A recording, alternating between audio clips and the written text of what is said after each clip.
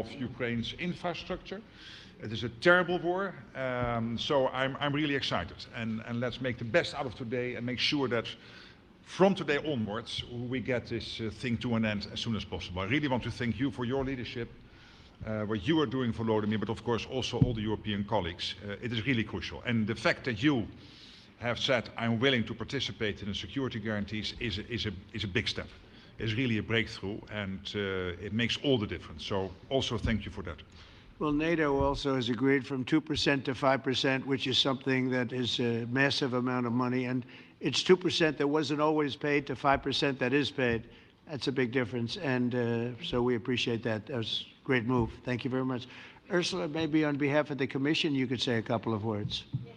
Thank you very much. It's a pleasure to be here. And it's a very important moment. Indeed, we are here, Europeans, as friends and allies. We had a fantastic NATO summit. Together as the two largest and biggest economies in the world. We had the largest trade deal ever agreed. And now we are here to work together with you on a just and lasting peace for Ukraine. Stop the killing. This is really our common interest, stop the killing. And indeed, it's very good to hear that we're working on the security guarantees, Article 5 lies security guarantees, so important. But I want to thank you also that you mentioned the thousands of Ukrainian children that have been abducted. And as a mother and grandmother, every single child has to go back to its family. This should be one of our main priorities also in these negotiations, to make sure that the children come back to Ukraine, to their families. Thank you. And we did. I was just thinking we're here for a different reason, but we just a couple of weeks ago made the largest trade deal in history. So that's a big thing, and congratulations. That's great. Thank you very much, Ursula. Mr. Chancellor from Germany, a very great leader. Mr. President, dear Donald, many thanks for having us today. I think this is extremely helpful that we are meeting and hearing that the two of you are having such a good meeting today here in Washington. The next steps ahead are the more complicated ones now. The path is open. You opened it last Friday. But now the way is open for complicated negotiations.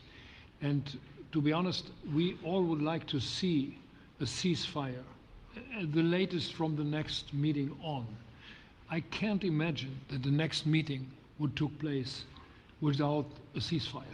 So let's work on that, and let's try to put pressure on Russia, because the credibility of these efforts we are undertaking today are depending on at least a ceasefire from the beginning of the serious negotiations from next step on. So I would like to emphasize this aspect and would like to see a ceasefire from the next meeting, which should be a trilateral meeting wherever it takes place. Well, we're going to let the president go over and talk to the president, and we'll see how that works out, and if we can do that. I will say, and again I say it, in the 6 wars that I've settled, I haven't had a ceasefire. We just got into negotiations, and one of the wars was, as you know, in the Congo was 31 years long. Another one that we settled last week with 2 great countries was 35 years going on, and we had no ceasefire. So if we can do the ceasefire, great. And if we don't do a ceasefire, because many other points were given to us, many points were given to us, great points. Please, Georgia, go ahead. Well, thank you very much, Donald, Mr. President, for hosting us today in this important meeting. And I think it is an important day, a new phase, after 3 years and a half that we didn't see any kind of sign from the Russian side that there was a willing for dialogue. So something is changing, something has changed, thanks to you. Thanks also to the stalling in the battlefield, which was achieved with the bravery of Ukrainians and with the unity that we all provided to Ukraine. And the reason why I mention it is that we also have to remind that if we want to reach peace and if we want to guarantee justice, we have to do it united. So that's why it's a very good day, the one we are in. You can obviously count on Italy as it was from the beginning. We are on the side of Ukraine, and we do absolutely support your efforts towards peace. We will talk about many important topics. The first one is security guarantees, how to be sure that it won't happen again, which is the precondition of every kind of peace. I'm happy that we will discuss about that. I'm happy that we will begin from a proposal, which is the, let's say, Article 5 model, which was Italian at the beginning. So we are always ready to bring our proposals for peace, for dialogue. It's something we have to build together to guarantee peace and to defend the security of our nation. So thank you, Mr. President, for hosting us. Thank you very much. Emmanuel? Thank you, Mr. President, for organizing this meeting and for your commitment. And everything was said, but I just have to say here, everybody around this table is in favor of peace. And we work very hard, and we've worked very hard during the past few years to have a peace which is a robust and long-standing peace. This is why the idea of a trilateral meeting is very important, because this is the only way to fix it. And by the way, I think as a follow-up, we would need probably a quadrilateral meeting, because when we speak about security guarantees, we speak about the whole security of the European continent. And this is why we are all united here with Ukraine on this matter. In order to organize such a trilateral meeting, your idea to ask for a truce or a ceasefire, at least to stop the killings, as we discussed, is a necessity. And we all support this idea. And in order to have such a long-standing peace for Ukraine and for the whole continent, we do need the security guarantees. And the first one is clearly a credible Ukrainian army for the years and decades to come. And the second one is our own commitments, all of us. And we worked very hard during the past few months among the coalition of the willings, with the support of NATO, to build the different pillars of security guarantees and our commitments. And you can be sure that the Europeans are very lucid about the fact that they have their fair share in these security guarantees for Ukraine, but their own security is clearly at stake in this situation. So you can count on us, as we can count on you, in order to deliver this robust peace for both Ukraine and Europe. Thank you very much, Emmanuel. Mr. Prime Minister? Thank you very much, Mr. President, and thank you for hosting us here. Can I start where Emmanuel started, which is we all want peace. The war in Ukraine has had a huge impact, particularly on the Ukrainians who've borne the brunt of it, but it's also had an impact on Europe and on the United Kingdom. There's not a family or community that hasn't been affected. And when we talk about security, we're talking about the security not just of Ukraine, we're talking about the security of Europe and the United Kingdom as well, which is why this is such an important issue. I think this is such an important meeting. As a group, I think we've had a discussion on the phone a number of times, Mr. President, but be able now to be around the table to take it forward. And I really feel that we can, I think, with the right approach this afternoon, make real progress, particularly on the security guarantees, and your indication of security guarantees, of some sort of Article 5 style guarantees, fits with what we've been doing with the Coalition of the Willing, which we started some months ago, bringing countries together and showing that we were prepared to step up to the plate when it came to security.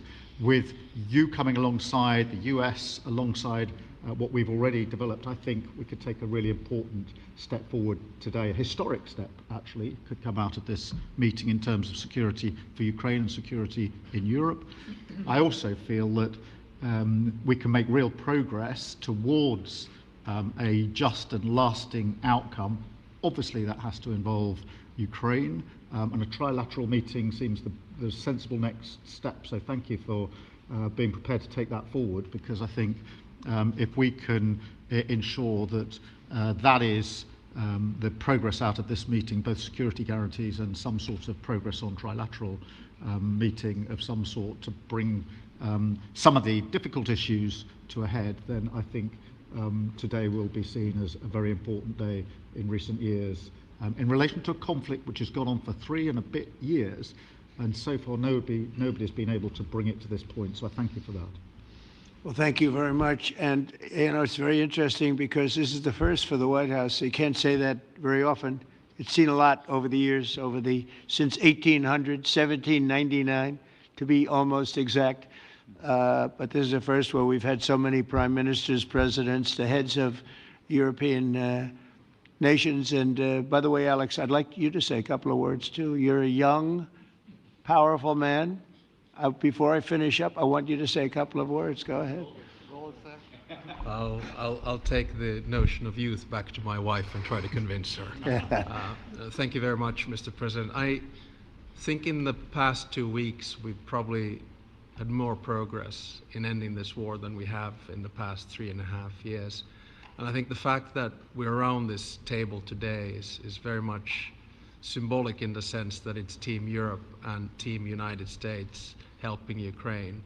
And the progress that we're looking out of this meeting is about the security guarantees, which are a big part of this. And then, of course, moving towards a process with a trilateral meeting with you and President Putin and President Zelensky. Some of the international media might wonder, why is the President of Finland here? I think the reason is probably that we might come from a small country, but we have a long border with Russia, over 800 miles. And we, of course, have our own historical experience with Russia from World War II, the Winter War and the War of Continuation. And if I look at the silver lining of where we stand right now, we found a solution in 1944, and I'm sure that we'll be able to find a solution in 2025 to end Russia's war of aggression and find and get a lasting and just peace. The situation is very difficult, but that's why we're here. Thank you, Alex, very much. Good job. So we're going to be meeting for a while, and we're going to discuss some of the issues. And I don't think there's any issue that's overly complex. It's at a point now where people want to do things. I really do believe. I've known him for a long time. I've always had a great relationship with him. I think that President Putin wants to find an answer too. And we'll see. And in a certain period of time, not very far from now, a week or 2 weeks, we're going to know whether or not we're going to solve this, or is this horrible fighting going to continue. We'll do our best to get it ended. And I believe you have two willing parties, and usually that's good news, but two willing parties that want to make a deal. And we'll journey together, and we'll go over, and we'll see if it can be done. And it's possible it might not be able to be done. On the other hand, it's possible it will, and we're going to save thousands and thousands of lives a week. And so it's something we really have to do.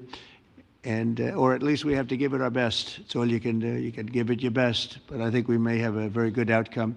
So I want to thank you all, and the media, I want to thank you. We're going to be staying here for a little while. Then we're going to walk over to the Oval Office, and we're going to have another little discussion about similar matters. And then they're going to go home to their great countries and report. And I'm going to remain here and work, and you're going to go and work. We're all going to be working. We may be in a different location, but that's what we know how to do, is work. But I want to thank the media. Has been actually very fair, generally speaking, very fair. I think it's important that they're fair, because this is a very important subject. We have to get it ended. And so that's all we ask for, is fairness with the media. Thank you all very much. Appreciate it. Thank you very much.